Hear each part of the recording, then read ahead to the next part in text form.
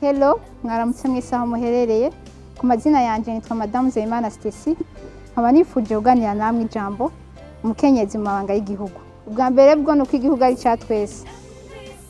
Nukuvuga ko ari impetso y'abashinga ntahe, abapfasoni, imisore n'inkumi. Ivyo mu gihugu biraturaba twese. Imvura iguye ntigwa ku ruhande rw'abashinga ntahe.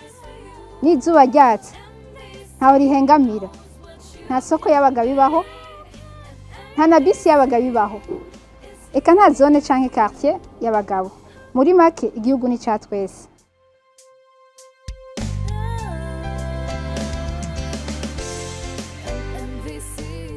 Iyo tuvuze umukenyezi twumvamwo ijambo gukenyera. Gukenyera rero si vya bose, kuko twoha umugabo ngo akenyere igitenge iyo utambuka n'intambuko zibiri kitamukorokanya, kuko atari we yabigenewe. Gukenyera rero ni ivy'abakenyezi, ko nibanga rikomeye nibo barihawe, kandi iyo bakenyeye barakenyera zikaguma.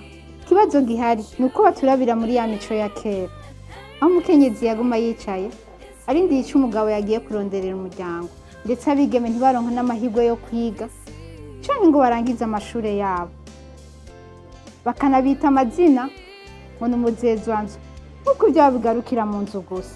Ubu rero ibintu vyarahindutse, abakenyezi barazi kurondera, barize, baraminuza, mbere hari n'abarongoye amashirahamwe akomeye. Abandi nabo babaye abakuru b'ibihugu. Mu kurangiza rero twosaba ko igihugu co twizera, kuko amabanga y'igihugu ni umwitwariko wa twese. Natwe turafise ico twoterera mu vy'igihugu, mu bijanye n'ivya politiki no mu mibano. Nkasaba abakenyezi guhaguruka bagakenyera zikaguma kubw'inyungu z'igihugu n'abenegihugu. Iki ni igihugu c'amavukiro, impetso y'abarundi twese.